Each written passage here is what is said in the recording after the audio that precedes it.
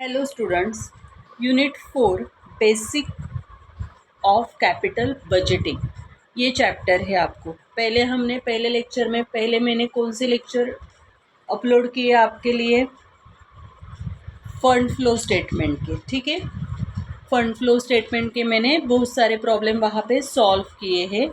वहाँ से एक प्रॉब्लम आपको आ सकता है और बेसिक्स ऑफ कैपिटल बजटिंग से आपको एक प्रॉब्लम आ सकता है। 18 मार्क्स के लिए प्रॉब्लम आते हैं। ठीक है, यहाँ पे आपको क्या देखना है, कैपिटल बजट। कैपिटल बजट का मतलब क्या होता है कि हम क्या करते हैं ना, मशीनरी में इन्वेस्ट करते हैं। एक दो तीन चार ऐसे मशीनरी हमारे पास परचेस की रहती है, लेकिन वहाँ पे हमें क्या होता है कि कुछ मशीनरी का लाइफ 15 ईयर्स होता है, 10 ईयर्स होता है। तो यहाँ पे जो भी हम अमाउंट इन्वेस्ट कर रहे हैं तो उसमें वहाँ से हमें क्या मतलब वो जो अमाउंट है वो कितने ईयर से हमें मिल सकती है या कितने ईयर से हमें वो पे बैक हो सकता है, वो यहाँ पे हमें देखना है। तो आपको क्या है ना, एग्ज़ाम में पे बैक पीरियड मेथड करके आता है, कैपिटल बजटिंग अप्रेजल मेथड। उसके बाद डिस्काउंटेड कैश फ्लो स्टेटमेंट और उसको अलग सा नाम दिया है उन्होंने, टाइम एडजस्टेड टेक्निक। यहाँ से प्रॉब्लम आ सकता है। नेट प्रेजेंट वैल्यू से आता है और प्रेजेंट वैल्यू इंडेक्स पीरियड, और एक अकाउंटिंग मेथड है अकाउंटिंग और एवरेज रेट ऑफ रिटर्न। मतलब ये वैसे तो 5 मेथड हो गए। देखो, पे बैक पीरियड आपको एग्जाम में आ सकता है, डिस्काउंटेड कैश फ्लो स्टेटमेंट आ सकता है method, net present value method आती है, प्रेजेंट वैल्यू इंडेक्स मेथड आती है, और यहाँ पे एवरेज रेट ऑफ रिटर्न। ऐसे 5 मेथड से प्रॉब्लम आ सकते हैं। ठीक है, प्रॉब्लम बहुत इजी है, डिफ़िकल्ट बिल्कुल नहीं। यहाँ पे डेबिट क्रेडिट भी नहीं होता है, कुछ फॉर्मूलाज है, उसके ऊपर हमें वैल्यूज़ पुट करके कैलकुलेशन करना है। ओके, देखो इलिस्ट्रेशन फर्स्ट है, पेज नंबर 4.39 पे प्रॉब्लम है। 4.39 पेज नंबर टेक्स्ट बुक का, निराली प्रकाशन का। प्रोजेक्ट अश्वमेध has a initial investment ₹20 lakh. 20 lakh की उन्होंने इनिशियल इन्वेस्टमेंट की है। It's cash flow for 5 years, और 5 ईयर्स का ये उन्होंने क्या दिया है, यहाँ पे कैश फ्लो दिया है। ठीक है, first year, second, third, fourth और फिफ्थ ईयर। डिटरमाइन सिंपल पे बैक पीरियड। देखो अभी ये 20 लाख रुपीज़ यहाँ से कितने ईयर से हमें मिल रहे, उसको हम बोलेंगे सिंपल पे बैक पीरियड। उसके बाद determine discounted pay back period if discount rate is 12%। अगर उनके पास 12% डिस्काउंट रेट है तो वहाँ पे डिस्काउंटेड पे बैक पीरियड कितना होगा। ठीक है, 12% के लिए। मतलब यहाँ पे आपको 2 मेथड सॉल्व करनी है। पहले तो करना है हमें सिंपल पे बैक पीरियड, और उसके बाद करना है discounted pay back period. Okay, चलो सिंपल पे बैक पीरियड में हम क्या करने वाले हैं ना, 5 ईयर्स दिए हैं। पहले तो यहाँ पे लिख दो 1 2 3 4 5। ठीक है, उसके बाद क्या करेंगे, क्या दिया उन्होंने, कैश फ्लो दिया है। कितनी अमाउंट है, पहले तो है 6, उसके बाद है 7,20,000,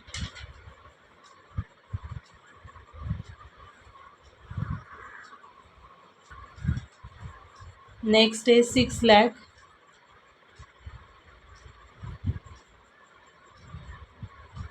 5,28,000,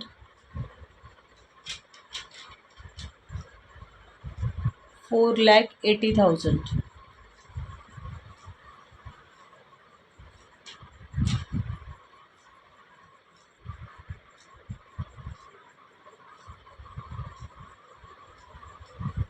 ठीक है, अभी हमें यहाँ पे क्या करना है ना, क्यूमुलेटिव कैश फ्लो बनाना है। मतलब क्या करेंगे हम, first amount as it is copy करेंगे 6 लाख।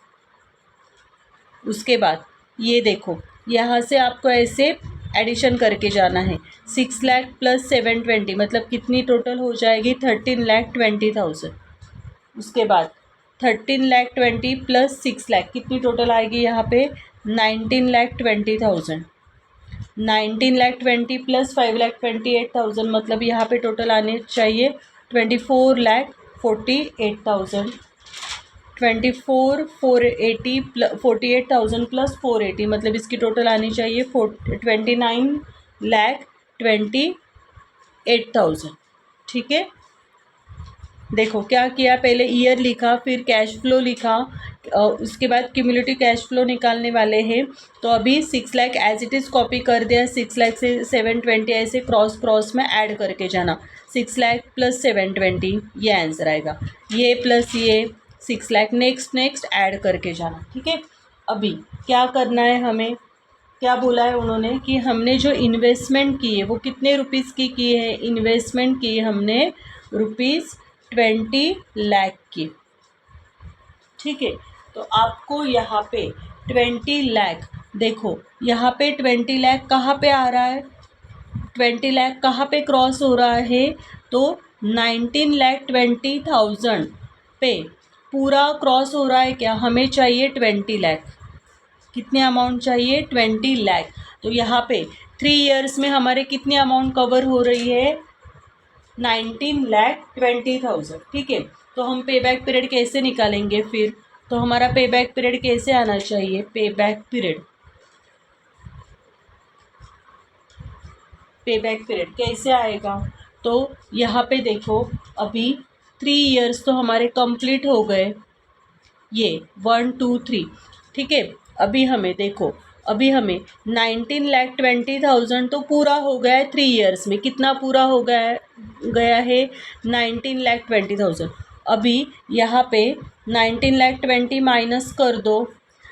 अभी आप पूछोगे कि 24,48,000 क्यों नहीं लिया, तो आपको क्या करना है ना, जो हमारी इन्वेस्टमेंट होती है ना उसकी छोटी अमाउंट देखनी है, उससे बड़े अमाउंट नहीं देखनी है। तो अभी 20 में से 19,20,000 तो 3 इयर्स में कवर हो गए, तो यहाँ पे लिखेंगे 3 इयर्स। अभी रिमेनिंग कितना है, 80,000 और क्या है, बैलेंस है। रिमेनिंग बैलेंस हमारा कितना है, 80,000, मतलब 80,000 ये अमाउंट से रिकवर हो जाएगा। ठीक है ना, तो क्या करेंगे, ये अमाउंट मतलब यहाँ से रिकवर हो जाएगा। तो हम क्या करेंगे, क्या करना चाहिए आपको, हमें क्या करना है, 5 लाख, देखो 24 के यहाँ की अमाउंट, कैश फ्लो स्टेटमेंट की अमाउंट देखने की, कितनी अमाउंट रिकवर करनी है, 80,000, कितने ईयर से कितने अमाउंट से रिकवर होनी चाहिए, 5,28,000 से रिकवर होनी चाहिए। ठीक है, इंटू यहाँ पे 12 क्यों लिए, क्योंकि 12 मंथ्स है, ये मंथ्स में आने वाला है ना, ये आंसर आपका मंथ्स में आएगा। और ये आंसर कैसे आया, आपका फुल ईयर आया है, 3 इयर्स कंप्लीट हो जाएगा, मतलब इस मशीन का पे बैक पीरियड क्या है, कम्प्लीटली 3 इयर्स है, और यहाँ पे कुछ मंथ्स आने वाले हैं। ओके, तो मतलब 3 इयर्स प्लस ये मंथ्स करो, 80,000 इंटू 12 डिवाइडेड बाय 5,28,000 करो, तो आपका आंसर क्या आ रहा है, देखो ऐसे आंसर आया है 1.8181 ऐसे, तो 1.82 लिखेंगे, 1.82, लेकिन ये क्या है, मंथ्स है। इसका मतलब होता है आपका यहाँ पे पे बैक पीरियड आया है, यहाँ पे फाइनली पे बैक पीरियड आने वाला है, इजी है, बहुत इजी था। पे बैक पीरियड आपका है कम्प्लीटली 3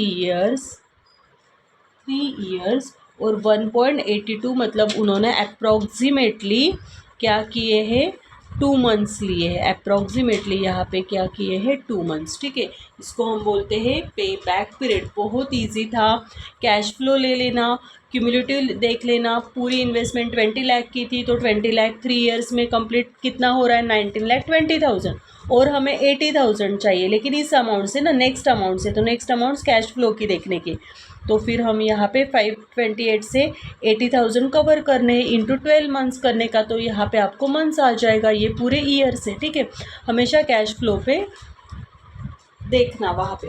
अभी ये सिंपल था, कभी कभी डेप्रिसिएशन का कैलकुलेशन वगैरह वो भी अलग से स्टेटमेंट बनाना पड़ता है, लेकिन फिर भी आपको प्रॉब्लम बहुत ईजी आएगा। ओके ओके, अभी ये है डिस्काउंटेड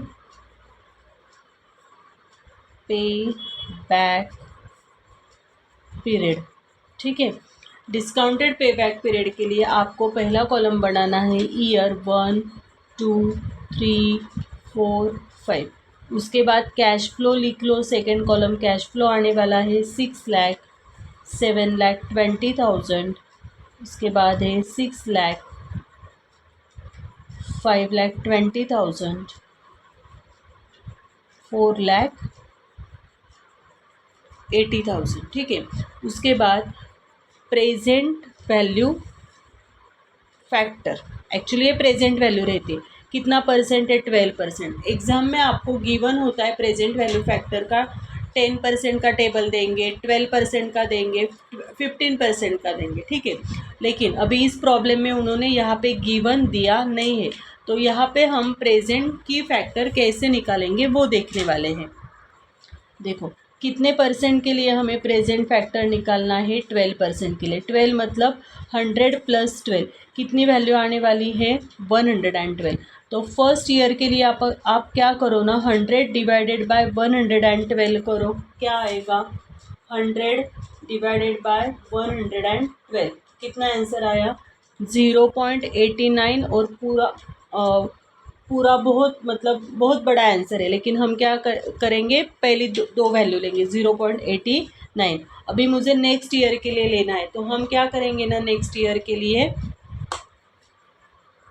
कैलसी के ऊपर ये ऐसे ही रहने देने का, फिर हम क्या करेंगे, इस वैल्यू को क्या करेंगे, 100 से मल्टीप्लाई करेंगे, फिर 100 से 112 से डिवाइड करेंगे, ठीक है, इस वैल्यू को। ये पूरा कैलसी के ऊपर ऐसे ही रहने देना, ठीक है। करो इंटू 100 डिवाइडेड बाय करो 112, कितना आया? 0.79। कितना आंसर आ गया? 0.79। ओके, थर्ड ईयर के लिए फिर ये आंसर यहीं पे रहने देना और उसको इंटू 100 डिवाइडेड बाय 112 करो, इंटू 100 डिवाइडेड बाय 112, कितना आंसर आ गया? 0.71। हम सिर्फ 2 डिजिट के ऊपर फोकस कर रहे हैं, ठीक है। कितना है यहाँ पे? 0.71। अभी देखो फिर से ये वैल्यू यहीं पे रहने देना, इंटू 100 डिवाइडेड बाय 112 करो, इंटू 100 डिवाइडेड बाय 112, कितना आंसर आ गया? 0.63। मतलब इसको क्या करेंगे? 64, क्योंकि यहाँ पे 5 है इसलिए, ठीक है। फिर से फिफ्थ ईयर के लिए हमें लेना है, यही आंसर रहने देना और इसको इंटू 100 डिवाइडेड बाय 112 करो, इंटू 100 डिवाइडेड बाय 112। आपका आंसर आ रहा है यहाँ पे 0.56 और यहाँ पे 7 है, इसलिए इसको 0.57 करेंगे। ये हमारे पास 5 इयर्स के लिए डिस्काउंटेड फैक्टर आ गए। एग्जाम में आपको कभी कभी ये देते हैं, अगर आपके पास डिस्काउंटिंग फैक्टर नहीं है, मैक्सिमम टाइम वो देते ही, अगर आपके पास डिस्काउंट फैक्टर नहीं है तो इस टाइप से आपको डिस्काउंट फैक्टर वहाँ पे फाइंड आउट करने होंगे। ओके, चलो अभी डिस्काउंट फैक्टर लिखेंगे। फर्स्ट ईयर का डिस्काउंट फैक्टर मिला था हमें 0.89, उसके बाद 0.80, 0.71, 0.64 और 0.57, ठीक है। अभी यहाँ पे आएगा डिस्काउंटेड कैश फ्लो। तो डिस्काउंटेड कैश फ्लो का मतलब क्या होता है, इन दोनों अमाउंट का आपको क्या करना है, मल्टीप्लिकेशन करना है। देखो ए और बी नाम दिया है मैंने, यहाँ पे ए इंटू बी करना है, सिर्फ मल्टीप्लिकेशन करना है दोनों कॉलम का। 6 लाख को 0.89 से मल्टीप्लाई करो, आपका आंसर आने वाला है 5,34,000। 720 को 0.80 से मल्टीप्लाई कर दो, 5,76,000। 6 लाख को 0.71 से मल्टीप्लाई करना, आंसर आ रहा है 4,26,000। उसके बाद 520 को 0.64 से माइनस करना, 3,37,920। 4,80,000 इंटू 0.57, तो आंसर आएगा 2,73,600, ठीक है। इजी था, सिर्फ हमें क्या एक्चुअली अभी आगे का काम तो हम सेम पे बैक पीरियड जैसे ही निकालेंगे। यहाँ पे डिस्काउंटेड में सिर्फ क्या होता है ना, डिस्काउंटेड फैक्टर लेके मल्टीप्लिकेशन करना होता है। अभी हम क्या करेंगे, क्यूमुलेटिव कैश फ्लो निकालेंगे। मतलब क्या करेंगे, देखो पहले मेथड में हमने क्या किया था, यहाँ ये 6 लाख लिख लिया था और ऐसे क्रॉस क्रॉस ऐड करके गए। अभी डिस्काउंटेड पे बैक पीरियड में क्या होता है, डिस्काउंटेड पे बैक पीरियड के अमाउंट लिखने आपको 5,34,000 और ऐसे क्रॉस में ऐड कर देना, सेम है। 534 को 576 से ऐड कर देना, तो 11,10,000 आ रहा है। 11,10,000 को 426 से ऐड कर देना, 15,36,000 आ रहा है। 1536 को 337,920 से ऐड कर देना, 18,73,920 आ गया। उसके बाद इसको यहाँ से ऐड कर देना, ये ऐसे ऐड हो रहा है। फाइनली आया यहाँ पे 21,47,520। ओके, हमारी अभी इन्वेस्टमेंट कितनी है? इन्वेस्टमेंट है ₹20 लाख की इन्वेस्टमेंट है आपके पास, ठीक है। तो अभी हम क्या करेंगे ना, देखो यहाँ पे 20 लाख से ज़्यादा कहाँ पे जा रहा है? 5th ईयर में जा रहा है, मतलब यहाँ पे हमारा 4 इयर्स कंप्लीट हो रहा है, ठीक है ना। तो अभी क्या करेंगे हम, डिस्काउंटेड पे बैक पीरियड कैसे निकालेंगे? 4 इयर्स तो कंप्लीट हो गया है, प्लस क्या करेंगे, अभी हमारी इन्वेस्टमेंट है 20 लाख की, 4 इयर्स में कितने अमाउंट कंप्लीट हुए? 18,73,920। करो इससे माइनस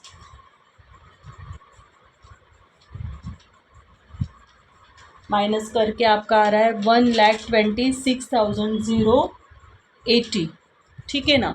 तो अभी हमें रिमेनिंग बैलेंस कितना है, जो रिमेनिंग है वो ऊपर लिख देना, 1,26,080 ये बैलेंस चाहिए। ये नेक्स्ट ईयर से हमें रिकवर करना है, लेकिन ये अमाउंट नहीं लेनी है आपको, नेक्स्ट ईयर की ये अमाउंट लेनी है डिस्काउंटेड। वहाँ पे भी हमने कैश फ्लो, देखो क्यूमुलेटिव की अमाउंट नहीं लेनी है आपको, उसके पहले की, उसके नेक्स्ट ईयर की क्यूमुलेटिव में जो कंप्लीट हुए ईयर्स उसके आगे का ईयर देखना और इसी साइड जाना। यहाँ पे डिस्काउंटेड क्यूमुलेटिव की अमाउंट ये नहीं आएगी, मतलब 21,47,520 नहीं लिखने वाले, यहाँ पे हम कितना लिखेंगे, 2,73,600, ठीक है।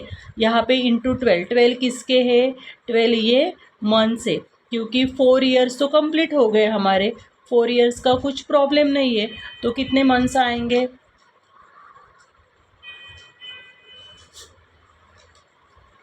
1,26,080 डिवाइडेड बाय 2,73,600 इंटू 12, 552 मंथ्स, मतलब 553 मंथ्स। तो आपका फाइनल आंसर आ गया 4 इयर्स 552 मंथ्स, ओके, या 53।